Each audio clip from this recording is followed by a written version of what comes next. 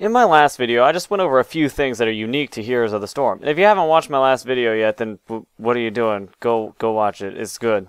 I also touched on the maps in Heroes of the Storm and how each of them are different. This video is going to get a more in-depth look at them, discussing strategies, which heroes excel at what map, and a bunch of other words you get to hear me say. So just sit back, relax, grab a nice bag of popcorn, and bite that pillow because I'm going in dry. Before we get into each individual map, let's start with the basic layout every map has. Every map's lanes are laid out pretty much the same. There's the first tier of gates and turrets, behind which is a healing fountain, another turret, and a fort. After that is the second tier of gates and turrets, a healing fountain, a keep, and then the base. Your ultimate objective for every map is to destroy every structure in a lane and push and destroy the enemy's base, but each map has different mechanics to help you achieve this goal. Let's start with my personal favorite map, Cursed Hollow. Cursed Hollow is a 3-lane map, and its jungle is equipped with siege giants, night camps, and 1 grave golem for each team. Shortly after the game starts, the ever-creepy Raven Lord will begin spawning tributes at random locations within the map's jungle.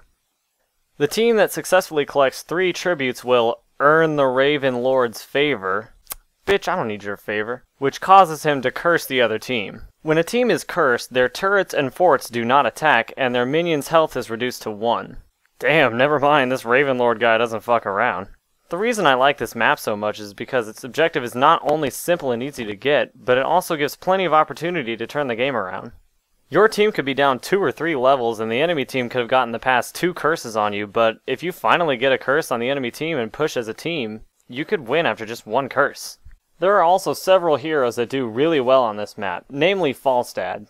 Falstad excels on this map because instead of getting a mount, he can actually fly to a location within a pretty large range of where he is currently.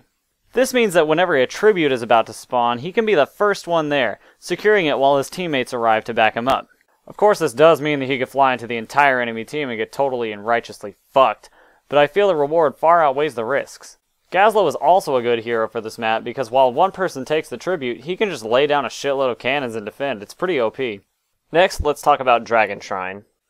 Dragon Shrine is another 3-lane map that is laid out pretty much the same as Cursed Hollow. At the very top of the map is the Sun Shrine, at the bottom of the map is the Moon Shrine, and in the middle of the mid lane is the Dragon Knight statue.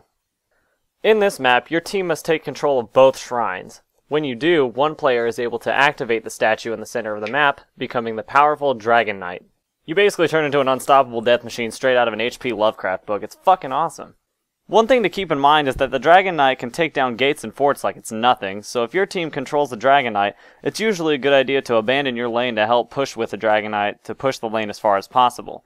If the enemy team controls him, however, it's a good idea to leave your lane to try to take him down. Another thing that you should keep in mind is that whenever the Dragon Knight is slain, the player controlling him returns to their normal character with the same amount of health that they had when they activated the statue. So when you're the Dragon Knight and your health is getting low, it's usually a good idea to position yourself where you have a good escape route.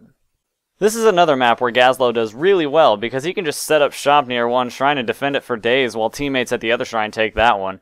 He pretty much guarantees that your team will have one shrine at all times, but only if you work together. Now let's talk about Blackheart's Bay. Blackheart's Bay is also a 3-lane map, but it's laid out kind of weird. The top and mid lanes are both at the top of the map to make room for Blackheart and his ship, which are both in the very center of the map.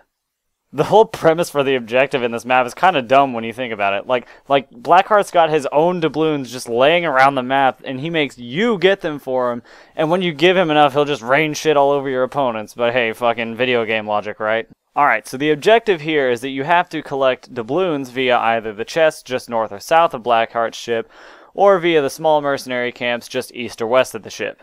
When you give him 10 doubloons, he will fire on your enemies, and his services will cost 2 more doubloons for each time he does so. Something to remember is that if you're carrying doubloons when you die, you drop them, giving your enemies an opportunity to take them for themselves. So it's a good idea to try to avoid fights if you're carrying a good number of doubloons. It's kind of hard to say what strategy is best for this map right now, what with it being so early in the game's development, but I would say 3 people in lane soaking XP and 2 people fighting for doubloons is a decent enough strategy. Gazlowe's really good on this map. Do you see it? Do you see the pattern here? Gazlowe's amazing at everything! Seriously, just drop his turrets all around Blackheart and let your team get all the doubloons. Fucking pick Gazlowe, win games! I just really like Gazlowe, guys. Leave me alone. And finally, let's talk about Haunted Mines. Haunted Mines is a 2-lane map with just your generic jungle in between the lanes. After about 3 minutes, the mines in the middle of the lanes will open, and you and your team must go into the mines and kill the skeletons inside in order to get their skulls. After all the skulls have been collected, each team will spawn a grave golem, its strength depending on the total amount of skulls your team collected. There's also a grave golem at the far end of the mines that is worth a good amount of skulls, so it's a pretty important objective to get. Now, even if you do end up getting the stronger golem, you still have to remember that there's another golem pushing against you, so your team's going to have to find a balance of pushing with your golem and defending against the enemy golem. This is also probably the only map where Gazlowe can't excel. No, it's okay, buddy, don't cry. I still love you. I still love you. And honestly, after playing this map as much as I have, I can't really think of one hero that's just better on this one than any other hero. It really all comes down to how well you coordinate as a team. You know, like you're supposed to for all of the maps. But for every map, the overall strategy you should use can be broken up into 3 points in order of their importance. Map objectives, mercenary camps, then kills.